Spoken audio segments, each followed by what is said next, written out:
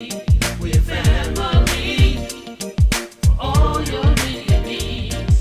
SVP, SVP TV. We're family. We're gonna make you fall in love with SVP.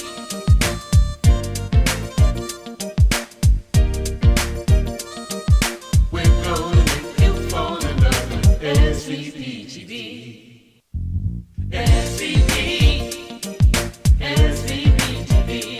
Looking for something new? We thought so. SVP is mixing things up, and digital TV, it'll never be the same. SVP TV, we're family. We're gonna make you fall in love with SVP. Download the SVP app today on Roku, Apple, and Fire TV. Watch us. You know why? We're gonna make you fall in love with SVP TV. Welcome to Couch Convo with Coach Karla, where we discuss current events and life issues and give you tips, tools, and solutions to help make your life better. Welcome to our audience. Thank you for joining us. I am joined here with my special guest, Melissa Tabor. She is the CEO of Community Health Partners. Thank you so much for coming, Melissa. Hi, Karla. Thanks for having me. I'm so excited to be here on your initial show. Congratulations. You look so pretty. Thank you so much. Melissa is representing in her Community Health Partners t-shirt. I love it. Yeah. Okay, that's cute. The little nurse with the little nurse helping the people. Okay, I love it. Wait. Did you see the heart? That's a I heart. didn't notice Did that. you notice the heart? Okay, it's a heart-shaped, what do we call those things? Stethoscope? Heart-shaped stethoscope. Okay. Y'all say that real fast at home and see, can you do it? So let everybody, first of all, this is our first show. So for those of you who don't know me, I've been doing this show, Couch Convo with Coach Karla, on Facebook for the past 3 years. I was also on some other platforms, but now we are on Comcast as well as the SVP TV network, and we are so excited to be here.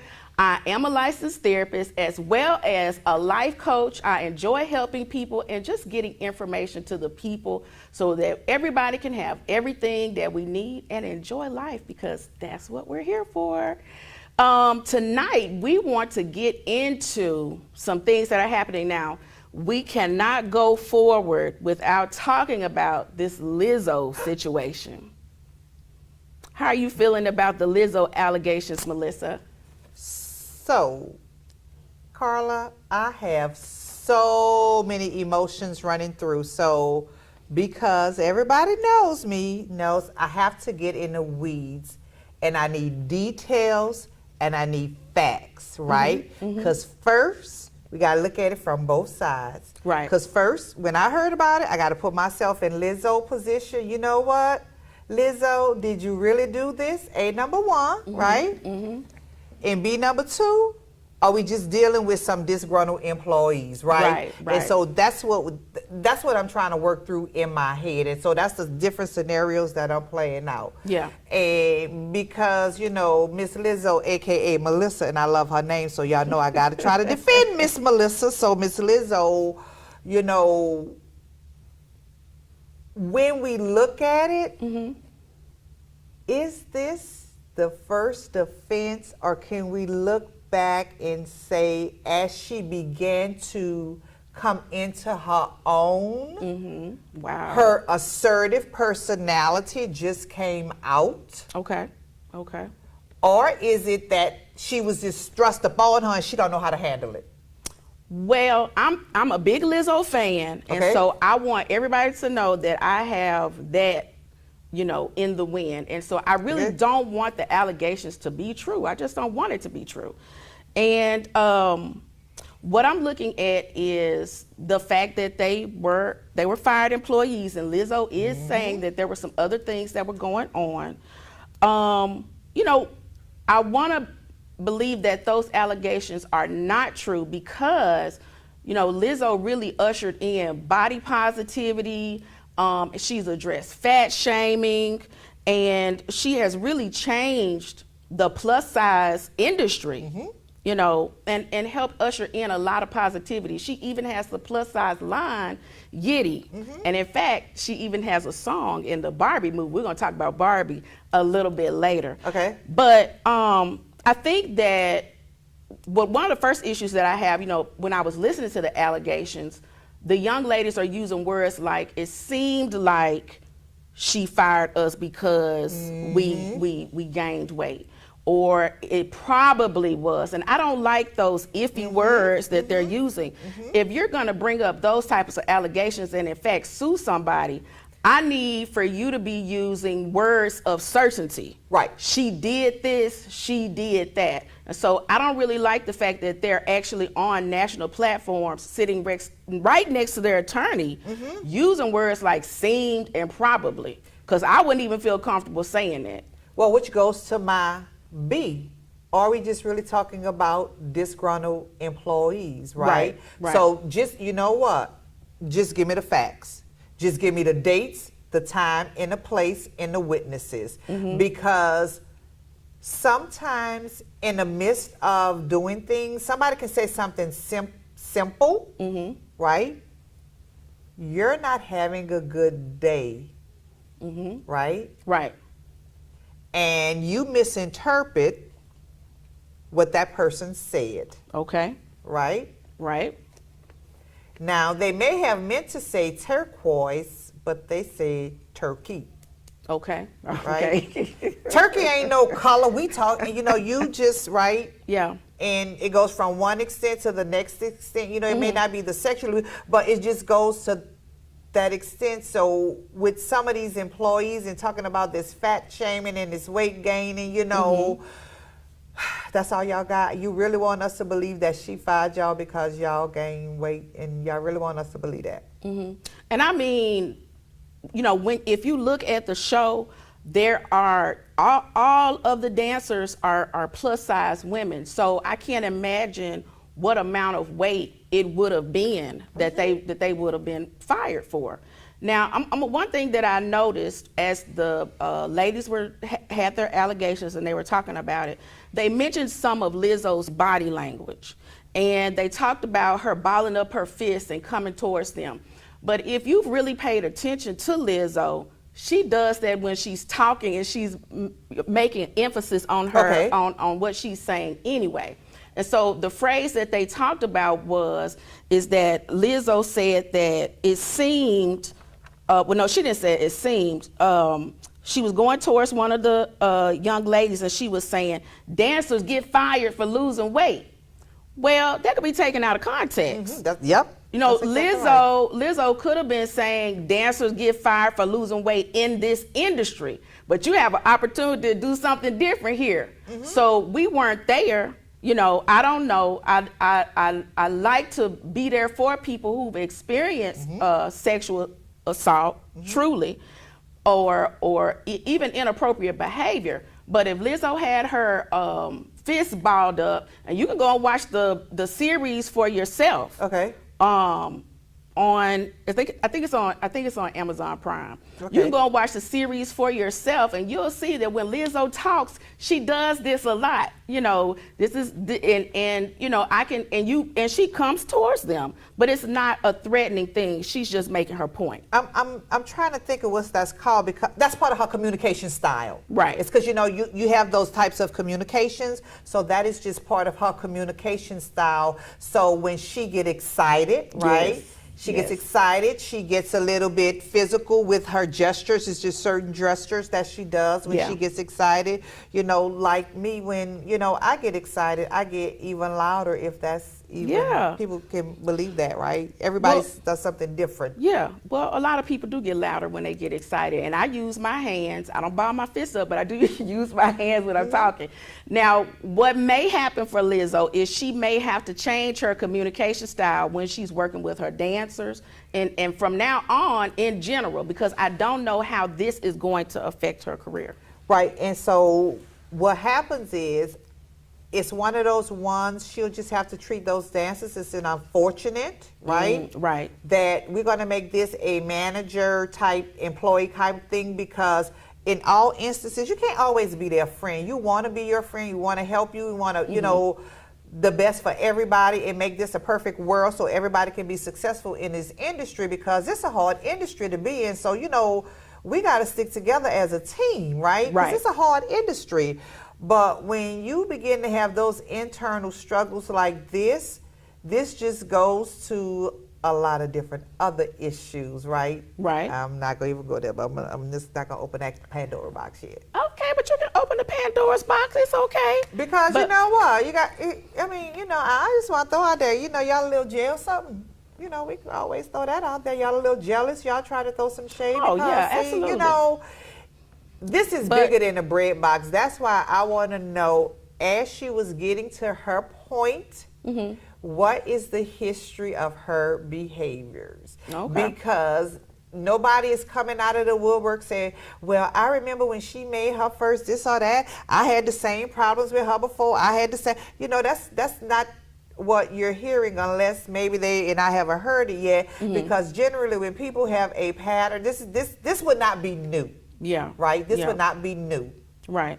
And more than anything, it's an opportunity perhaps for them to make money. I don't think we mentioned that. So that's really important, because Lizzo is rich, and if I'm disgruntled, or even if there were some things that I wasn't happy about and I didn't say something about it when I was there, well, she's rich. Let me go file this lawsuit, see what I can get. Let's see what happens. And I mean, people do that every day.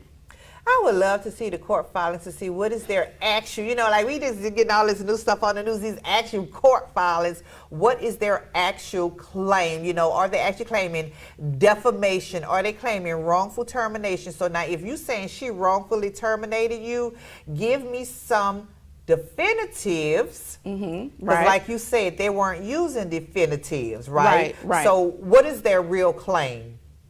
Yeah, well, they said sexual assault. They said sexual assault and hostile work environment. That's what they mentioned that I know of. But interestingly, those same issues were even brought up in the Barbie movie. Have you seen the Barbie movie? Not yet. I'm still working on to get there. My plan is to go this weekend. Okay. So listen. Now, let me tell you something. I like the movie. Now, what I got a problem with is people making a big deal out of it and saying, I don't see why everybody getting so excited about that Barbie movie. Why is everybody so excited about Barbie? A doll that was out in the 80s. First of all, child, Barbie was out before the 80s, okay? Barbie came out in 1953. Yep. And a Barbie doll was groundbreaking, because at that time, little girls, all little girls had was baby dolls to play with, babies. And this was the first time, 1953, that women had an adult woman to play with, which was a little bit more exciting. Yeah. Now, what I liked about the movie is that it really did address a lot of issues where families could have a discussion as family members and talk about sexism, ageism, growing up, finding yourself, character development. All of that is in the movie. All of that is in the movie. The Barbie movie? All of that is in the movie. The movie is visually appealing, it's creative, it's well written, it had a diverse cast. So if you like Barbie, go see it. But if you don't like Barbie, then you can just wait until it comes out on the streaming platforms and see it then and enjoy it then, because that's when you're going to see it, because you're going to watch it. You know what I'm saying? It's just a matter of when. And then you're going to see what I'm talking about. Yeah.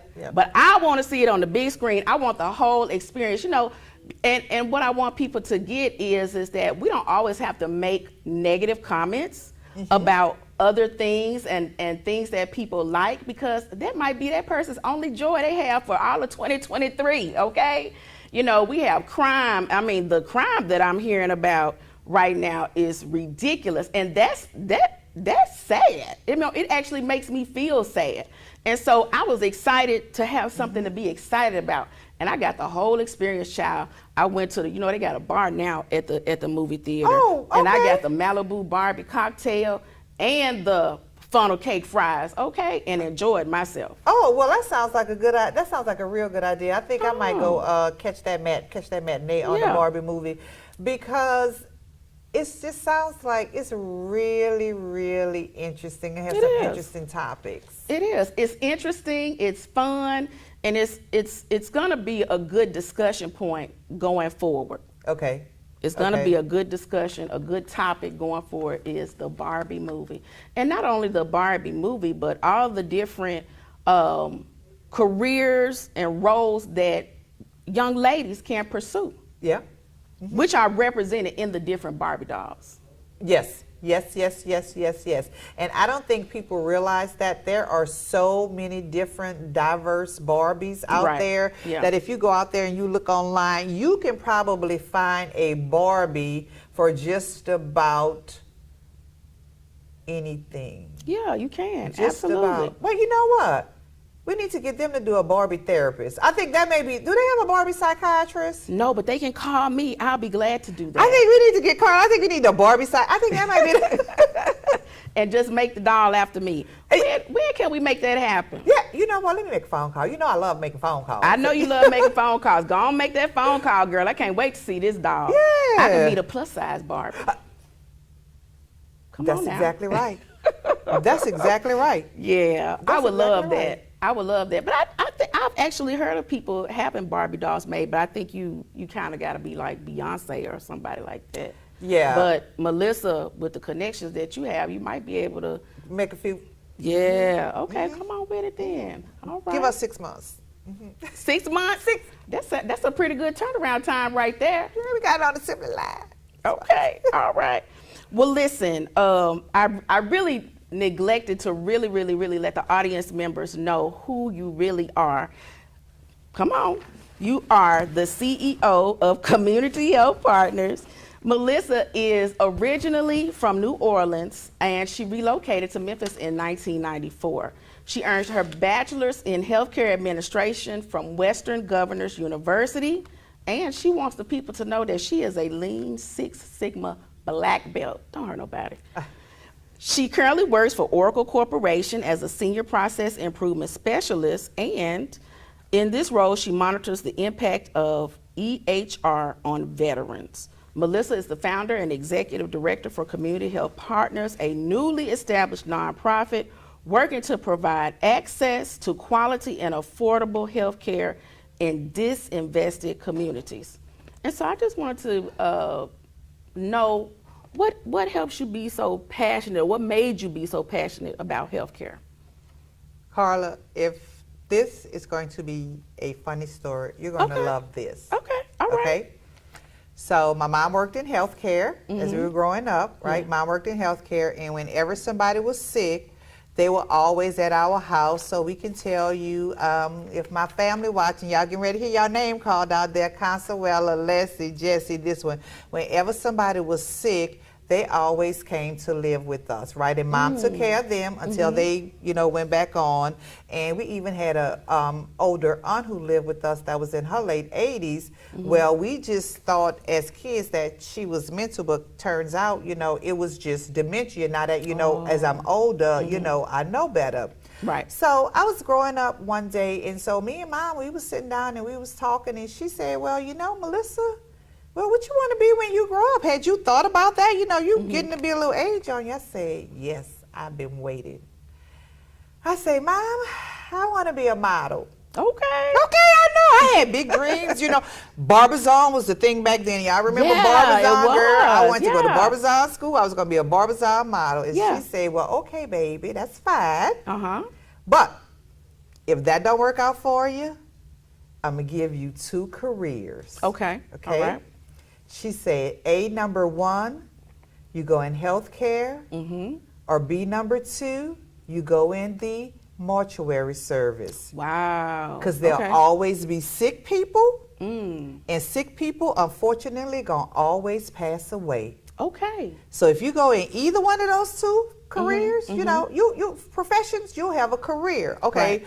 So we know we wasn't going to be mortuary because we just Not attracted to yeah, that. I just didn't. It wasn't very appealing because I heard a lot of unfortunate things about that. Like a lot of people who work in that industry, I don't know how true it is. Have a problem with alcoholism. Talking with body. Really? Mhm. Okay. Yeah, I don't know how true it is. That's a rumor get around. I could be wrong. I have a cousin that works in it, and he seemed doing really well with it. Right. Down in New Orleans. So so that part of the family, he's really doing well with it, but it just wasn't for me. Right. So I said, okay, well, let me do healthcare. Let me start on the flip side of it. Okay. On the life part. On the life part. Okay. So in the early part of it, right, I started out working, at a hospital for abused children, and I was like, well, okay. So I realized quickly that direct hands-on patient care is not Melissa. Oh, okay. Okay. But what Melissa does have is she have the wherewithal to understand the technicalities to get your bills paid, because that's still in healthcare, because people still have to deal with their medical bills. Right. So while we was at home working out, with Aunt Maddie or those different kinds of people, somebody was back there doing their billing and all of that kinds of stuff that we never knew about. So in my family, actually, Mom had a great big influence on a lot of us, because several of us are working in there. I have a sister, Gilda. She's a nurse. I have a sister, Margot. She is in healthcare as well. She works in IT and phlebotomy and medical. Wow. She does all that different kinds of stuff. Okay. So we have quite a few, but everybody's kind of a little divvied out. So that's kind of where I landed in healthcare. And once I got into it, I really realized, oh my gosh, this is so much fun. Really? Okay. Yes. Yes. I actually had my own billing service. Oh. Yes, and okay. so, yes, my billing service, it was called RESPECT. It was an acronym, RESPECT. Okay. Reliable, efficient specialist, providing electronic claims technology. And my motto was, don't get rejected, get respect. So, okay, then. yeah, I like that. No, it was fun. It was fun. Well, listen, if you find billing fun, I can pretty much say that that's probably a part of your calling and purpose, because there are not a lot of people who find that fun. And I can tell you, as a therapist and me having to do my claims myself, I hate it. I'm just gonna tell you. Oh my gosh, I love it. I just live and breathe. Okay, we need to get this bill down to zero. What is the problem? We cannot get this down to zero. Are there some hidden benefits? We need to find out, we need to dig in, and we need to investigate that's going on that, is preventing this from getting down to zero. What's going on here? Oh, so you're on the good side where you get to try to help people save money. Oh, that's good. Okay. Yes. I Okay. love saving money. Yeah. Okay. And so you're saving patients money. That's awesome. Yes. So, and a lot of people don't realize that when certain things occur, so specific, let's talk specific, because it does help when we talk specific. So let's talk about if you go through the emergency room, right?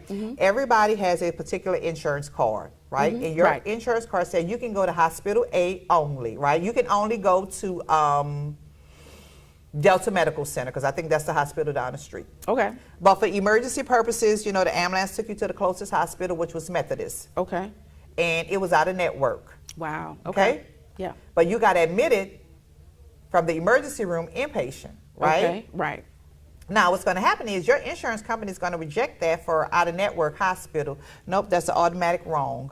That's an automatic wrong. When you get admitted from the emergency room to an inpatient hospital, regardless if it's out of network, that hospital has X amount of days to get that authorized. So when people don't realize, it's a lot of behind the scenes things that going on, or benefits that you actually have that applies to. So, and I can say that with certainty because that happened to my husband, and we had a $20,000 hospital bill because they said he was admitted to an out-of-network hospital, and I said, no, that's not what we're going to do. We're not going to pay a $20,000 hospital. We don't mind paying our copay. We don't mind paying our deductible. And I know either one of those, neither one is $20,000. Right. So now let's go ahead on and dig down deep into this and find out where is the real problem. And a lot of people don't realize the problem lies with the, unfortunate, I hate to say this, is the service provider have not done their part at that initial point of admission, which is required which everybody knows it was just a breakdown in the process. And the patients are stuck with the bill, and it's unfortunate. A lot of people pay these bills and they don't realize you don't have to pay this. I'm gonna need you to call your insurance company and get your insurance company to deal with this. Y'all don't have to deal with this, right? Right. Okay. Well, I like that. That sounds good, Melissa. So tell us a little bit about your company and what you're trying to achieve. Right, awesome. So I love talking about community health partners, right? So community health partners came out of a conversation and a vision and a dream because several board members and myself, we worked together for several years doing implementations across the country, and we saw the lack of health care, right? Just in general across the country, in major metropolitan critical access, just generally, right? And all of us, we were women, we're sisters, we're cousins, we're mothers, we're friends, and we got together and said, you know what, wait a minute, we can help these people, right? We just got to get together. Okay. But right? And organize. But you ready for this? I'm listening. We had our first patient. Okay, so this is so funny, right? It's just interesting, right? Because it came to the point where if we can do this for one, we can do it for many. Okay. So my brother, y'all, my family, y'all, I'm the youngest of 10, so it's never a dull moment. Yes, there's a story for it in my family. It happens, right? Okay. So my brother in New Orleans, I have a blind brother in New Orleans, right, Alan. And so the goal is when Alan, goes permanently blind and he can no longer see, you can come and live with me and, I'll just take care of him. Well, he had an ophthalmology appointment coming up and I said, well, you know what? Let me just go take myself down there to New Orleans for his visit so I can actually see what's going on with him, right? Well, while I was there, we worked through everything with the ophthalmology visit, right? But then he had to go to his primary care doctor. Okay. And so when we went to his primary care doctor, I walked in the door and immediately had a problem when I walked in the door because it wasn't clean. Oh, wow. Okay, and then so it was just a domino effect downhill, one thing after the next. And so I said, okay, what we have to do is we have to get you out of here, right? And so we're going to take you one step at a time. We're going to take you somewhere that has an electronic record, everything's together in one place. So we got him over to a facility where his eye doctor is, right, Karla? Right. And so when they got over there, they did some lab work on him. We're gonna take a break right quick. Okay. We're gonna go to a commercial break and we'll be right back and get into the rest of your story. Okay, great, thanks.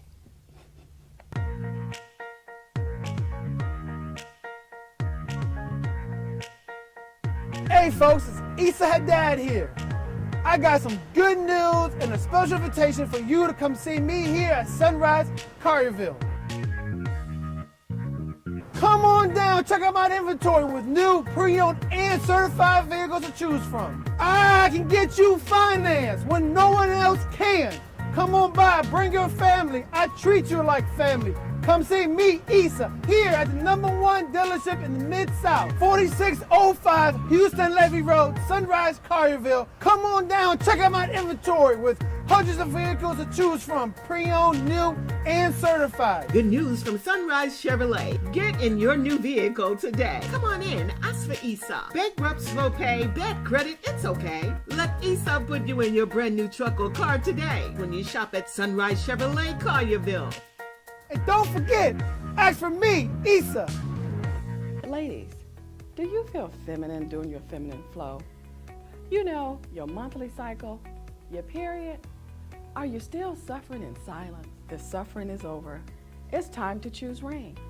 Rain is an all-natural, premium sanitary napkin with 8 layers of cotton, high-grade polymers, graphene to help cut bacteria by 99.9%. Ladies, let's protect the most precious jewel in the world, you.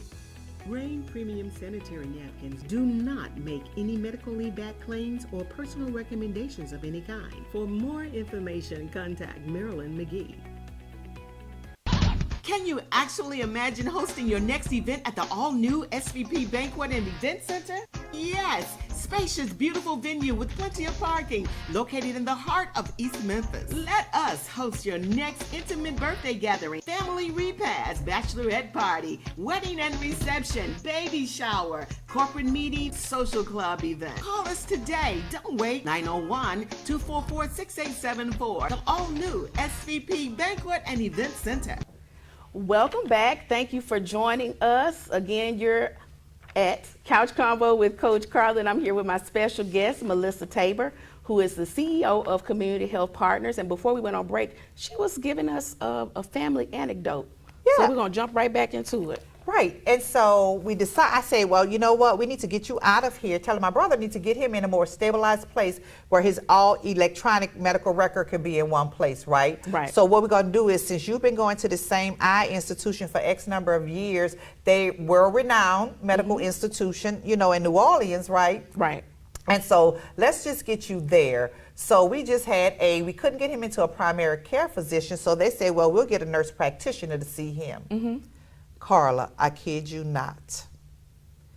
He went in there and they did a simple blood test. The day back, they got the blood test. They said, we need your brother to come back here tomorrow. He has, for the lack of privacy, he has A, B, C, D, E, F, and G wrong with him. I say, I beg your pardon, ma'am. I'm obviously I'm misunderstanding you. So what happens was I took his lab results and I shared that with one of our board members who works in lab, right? And then we have another board member who's an RN. Right. And she said, whatever doctor they're seeing, get them away from there and take them whoever gave. Okay, so wait a minute. Right. Yeah. And so this is the different kinds of things we're going to. So now we're looking at his medication, right? Right. Wait, well, what's going on with his medication? Why are you taking it? I'm not a doctor. Right. I don't play one on TV. Therapy is your area. That's your bailiwick. It's not mine. Billing is my game. Yeah. But I do know nobody should be taking an antidepressant in the morning. You're going to sleep all day, baby. Right. Yeah. He's sleeping, you know, so his medicine all over, you know, it's all over the place.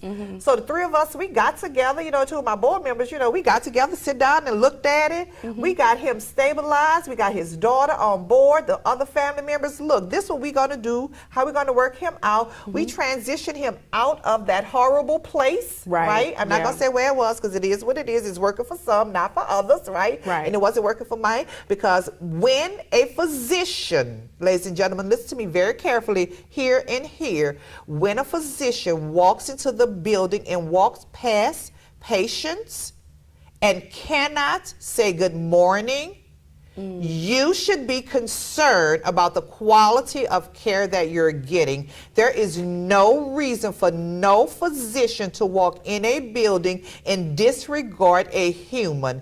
You are a physician. You are supposed to have compassion, right? I'm not going to talk about the ethics that was disregarded right there, that you just walk. Then, after we said good morning and call you by your name, oh no, okay.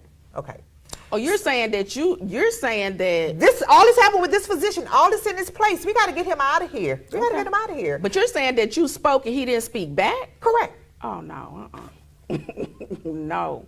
no, that's not okay. Correct. Yeah. My brother had a 7 o'clock appointment. They called us and said, when can y'all get here? I said, we can get here at 4:30. We got there at 4:30. They said, well, who told y'all to come? Ma'am, you did when y'all called us and said, can we come earlier? You know what? We getting ready to deal with all of this.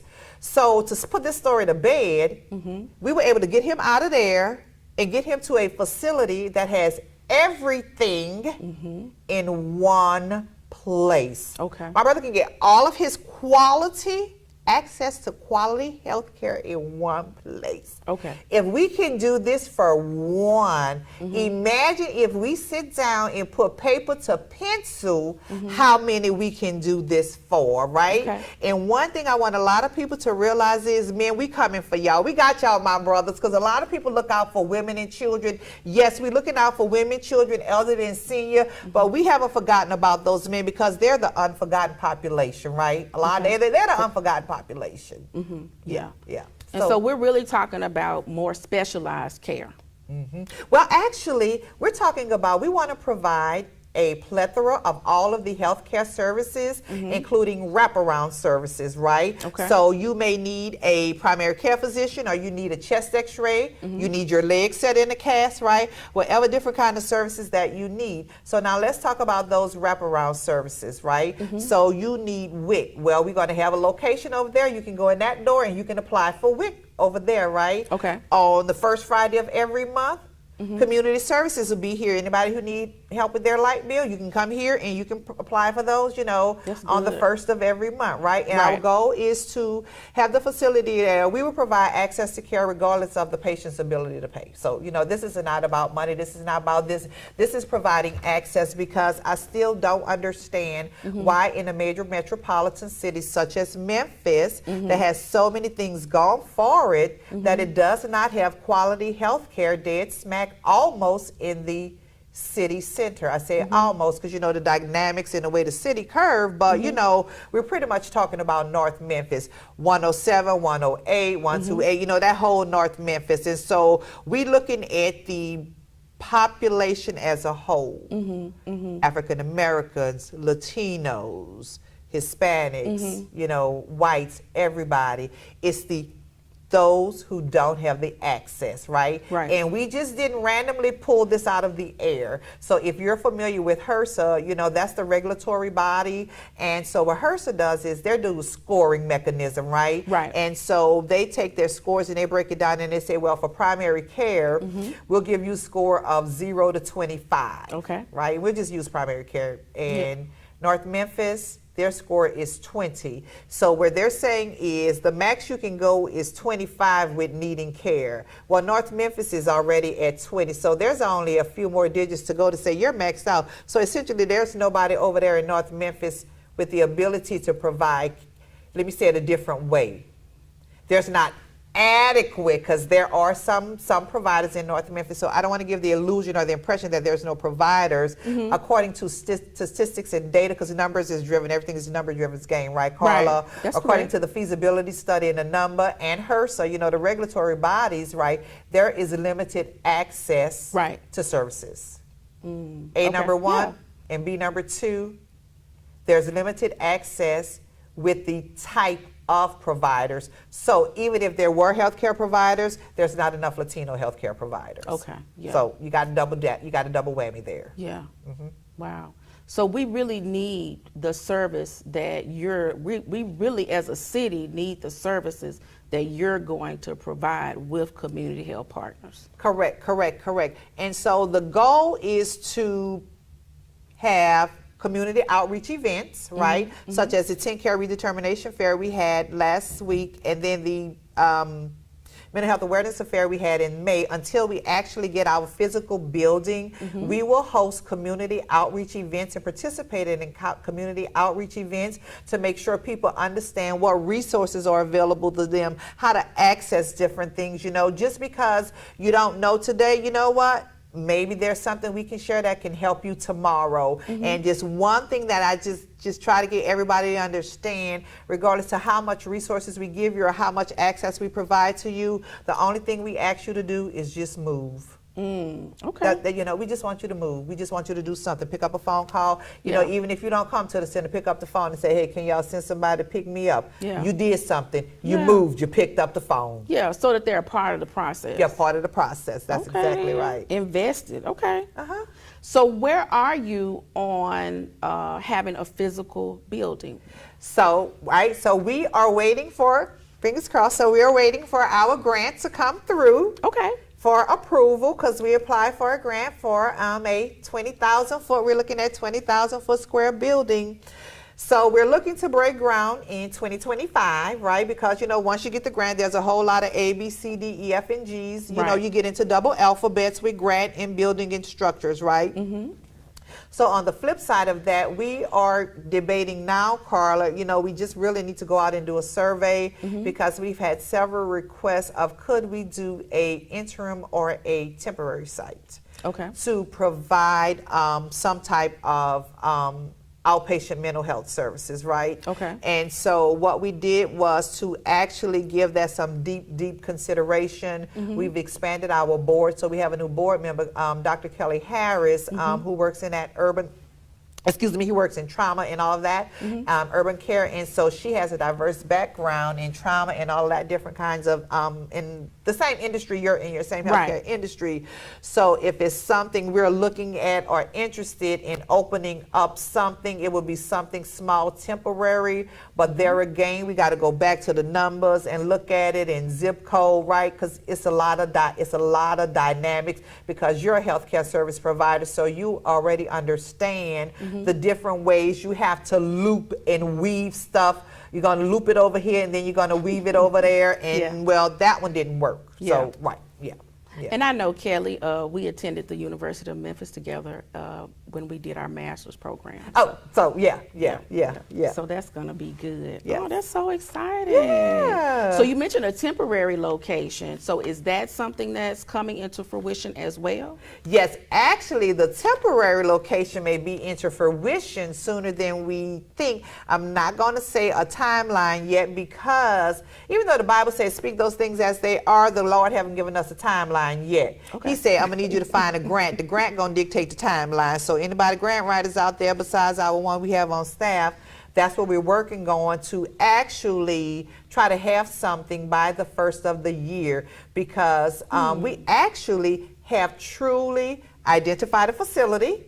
Right? That's We've good. gone on a tour of it. Oh, We've wow. worked out the negotiations, the leasing process. The only thing we're working out now is actually getting that funding piece for those services. Okay. Right. Okay. Wow.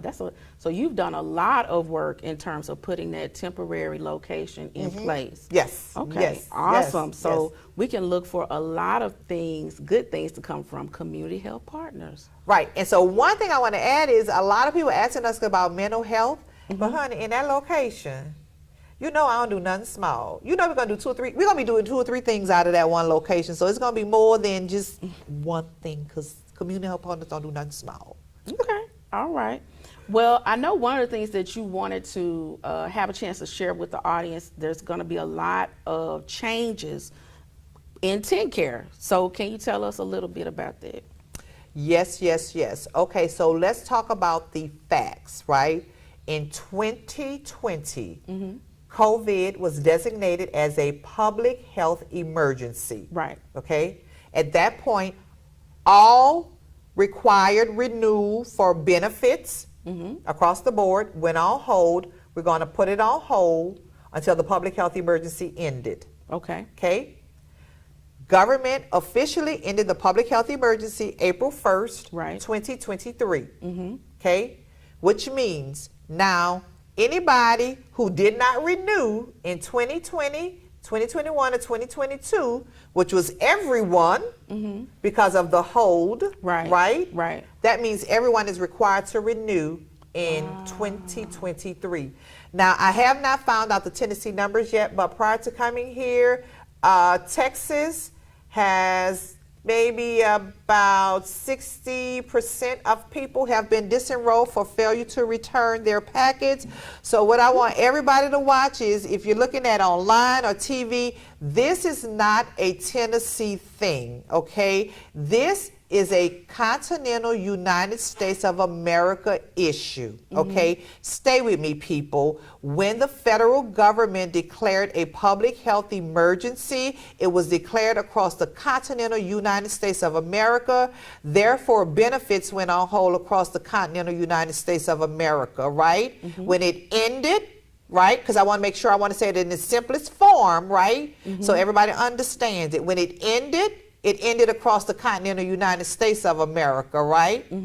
Understand this. They will not call you. Wow. They will not send you an email.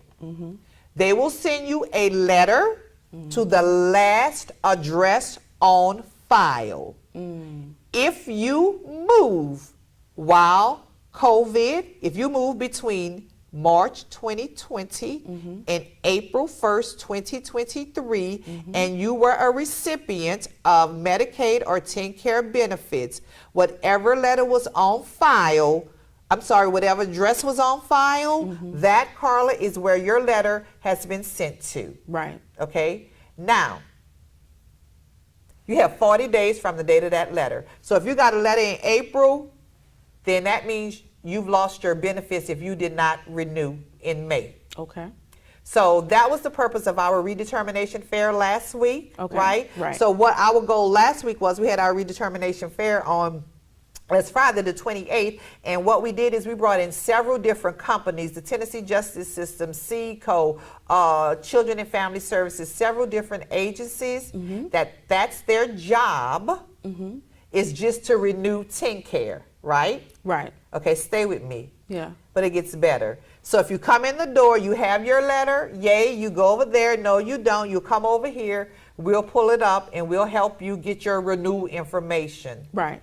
Now, if you didn't have TennCare and you wanted to apply, you were able to apply right then there on the spot for TennCare. Okay, that's right? good, yeah. And so I don't think a lot of people are aware. You need to go to www.tenncareconnect.gov and check out your TennCare, because you will get 2 letters. You're going to get 1 letter saying you have X amount of days to re-enroll.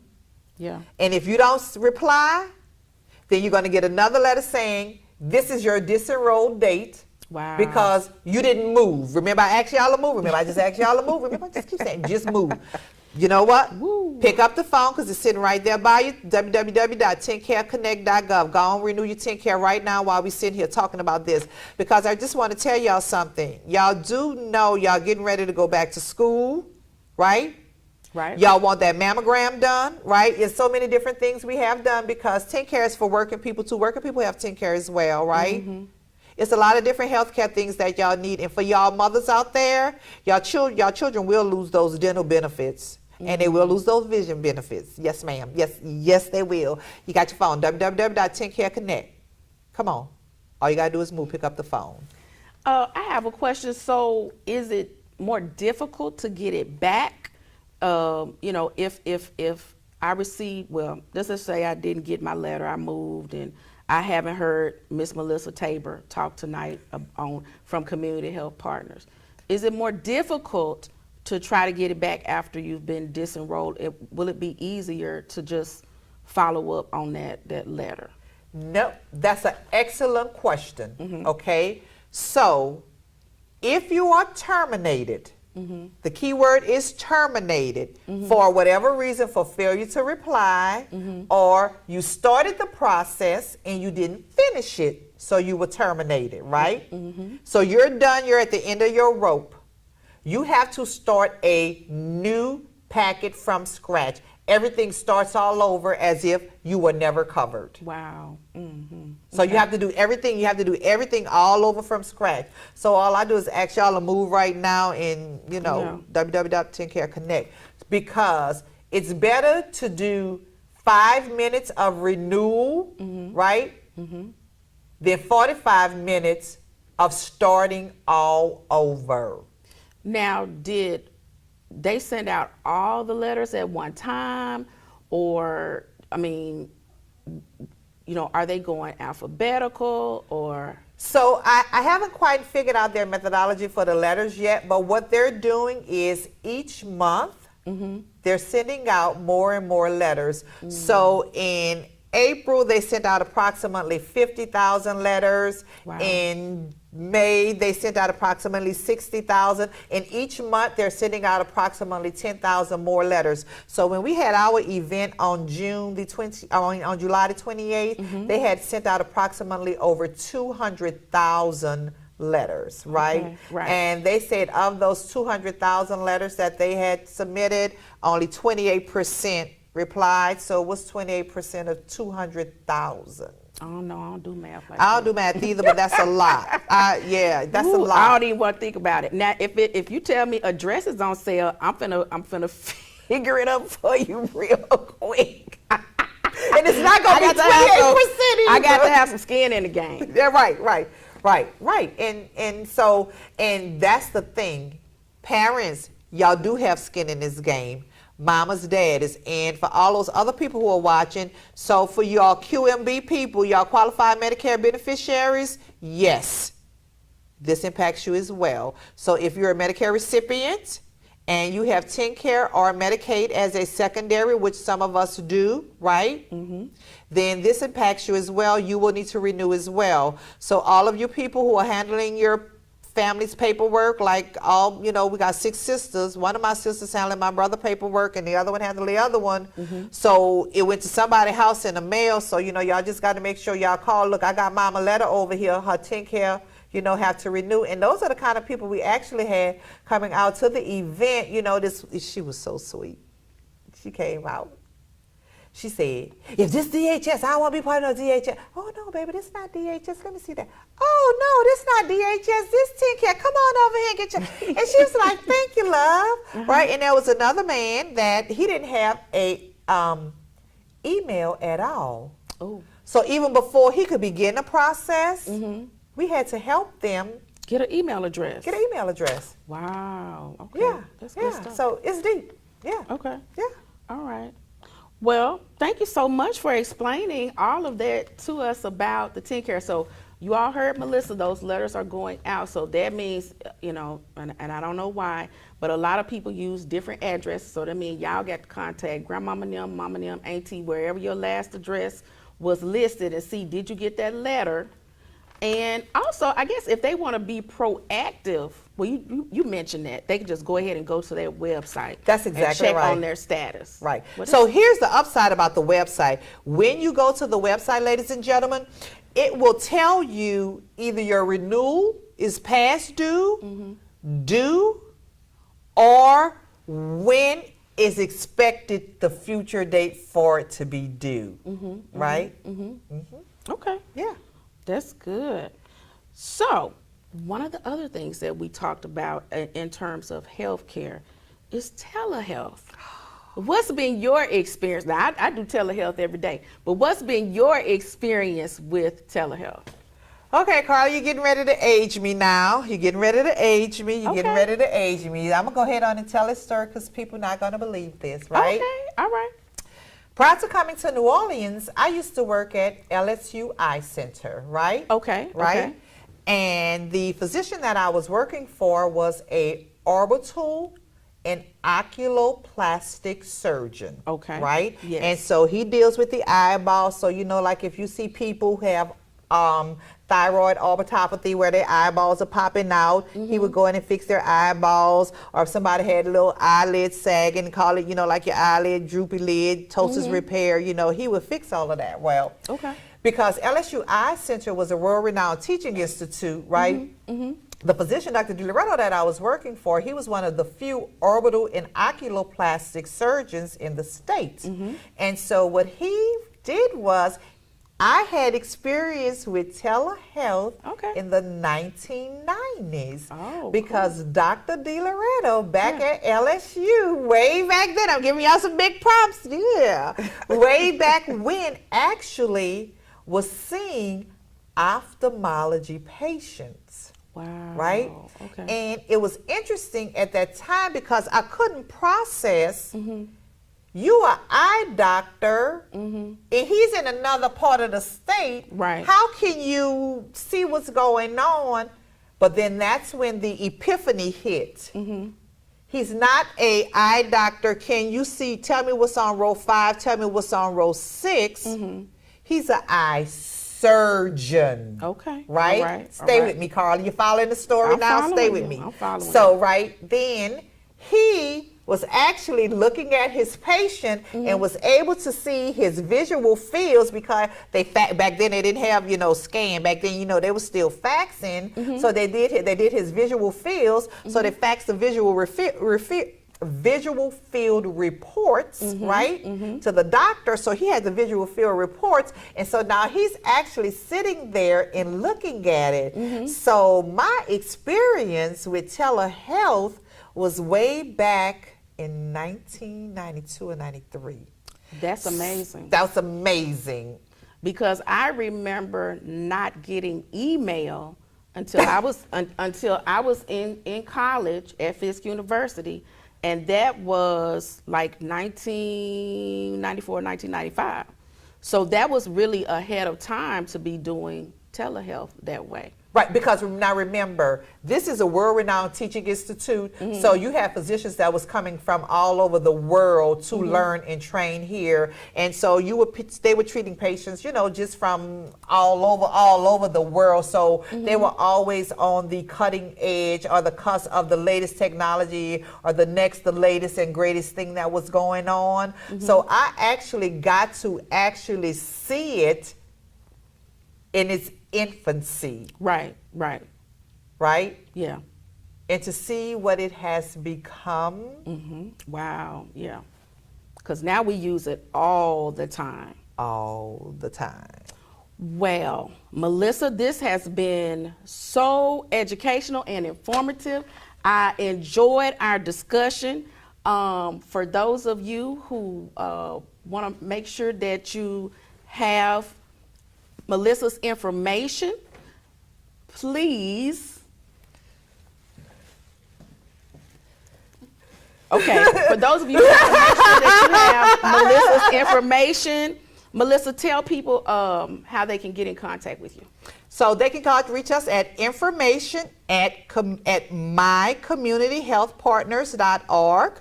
That's information at mycommunityhealthpartners.org. And our website is www.mycommunityhealthpartners.org.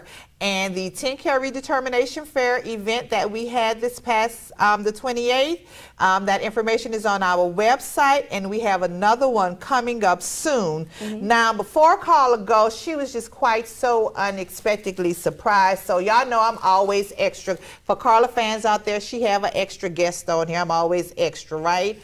And so there's this old saying, when you go to somebody's house for the first time, you should always take a gift, right? So me, being me, I decided, well, let's go out and get Karla some gifts, right? This is my first time at her house, right? Being on her couch. This is her first show, right? I'm her first guest. Well, guess what? Here's your first gift, Karla. Thank so you. Please, and they have some meaning to them, so I need you to open them right quick. Well, we might be. We out of time? Yeah. She said, keep going. Okay. Keep going. Okay, keep going.